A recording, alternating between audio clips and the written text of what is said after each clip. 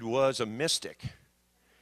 And you say, well, he was a mystic? Well, I'll just have you judge this. He's out playing guitar in the field looking at some sheep, and he's worshiping the Lord. And the next thing you know, he's in the throne room hearing a conversation between the Father and the Son, and he's sitting there right with the Trinity, and he writes it down.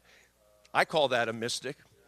Somebody who's experiencing supernatural things in intimate places with God. He's there up in heaven, and he overhears. The Lord said to my Lord, sit at my right hand until I make your enemies a footstool.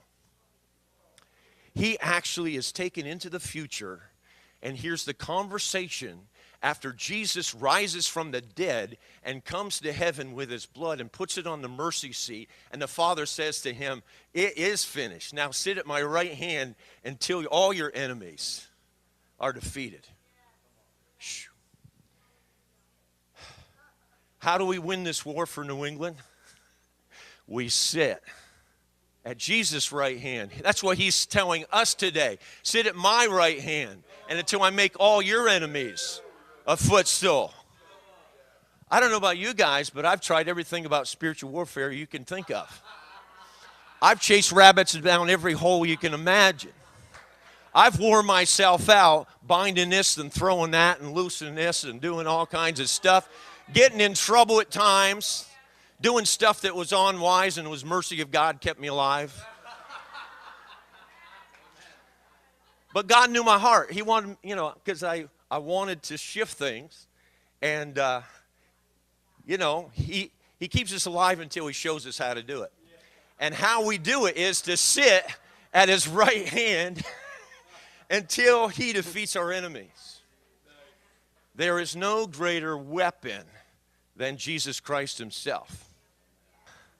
Ways back in our local school in Maine, Stephen King was being used as mandatory reading, and Salem's Lot was the mandatory, and there was a witch that was teaching the class, and we had parents coming to me and said, why is this, they're having seances in class. What are we going to do about this? So anyways, I go to the superintendent. I said, I don't like what's going on there. He says, I hate Stephen King too. Let's get that out of there. So they fired the witch. They got, Salem's Lot out of there. And I was some happy. And that week, my son came down with asthma and went in the hospital. And I knew it was a direct attack. So I laid on the floor, and I was just, Lord, is this going to happen every time we go after something significant? And I waited there for about a half hour, and then the Lord whispered, and he said, there is coming a day, very soon, where my servants are going to have a cloak of anointing that darkness will not even be able to stand against. And as I pondered that word, and of course you always try to get more anointing and more power and all of that, a few years later, the Lord began to reveal to me there's no greater cloak of anointing than Christ himself. It tells us in Colossians to put on Christ. Clothe yourself with Christ. And just sit at his right hand. Partner with him. Sit at his right hand until he defeats your